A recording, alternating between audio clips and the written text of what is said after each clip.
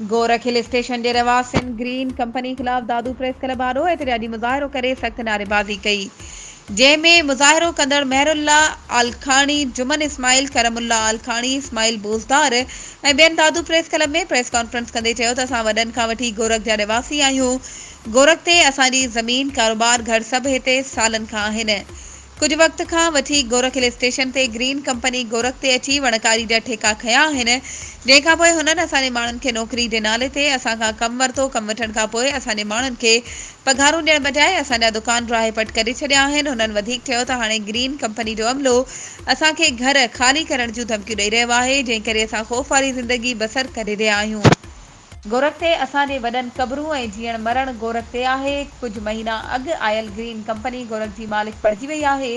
हाणे green company जो अमलो चवे थो त तव्हांजो हिते कुझु बि न आहे, तव्हां पंहिंजा घर ख़ाली करे वञो। ॿी सूरत में तव्हांजा घर बिल्डोज़ कया वेंदा। गोरख जी ज़मीन असां ग्रीन कंपनी खे सिंध हुकूमत लिखत में ॾिनी आहे। हुननि चयो त असांजो माल मतायो बि हिननि थाणे ते ॿधी छॾियो आहे। असां सां नाइंसाफ़ी कई पई वञे। हुननि चयो त असां पंहिंजा घर छॾे काॾे वञूं, असां सां ज़ुल्म बंदि कयो वञे। ॿी सूरत में एहतिजाज जो दाइरो वधायो वेंदो। वधीक ख़बरुनि ऐं अपडेट्स जे लाइ असांजे चैनल खे सब्सक्राइब कयो ऐं हा, बेल आइकन खे प्रेस करणु न विसारिजो त जीअं असांजी हर नई अचण वारी वीडियो तव्हां ताईं पहुची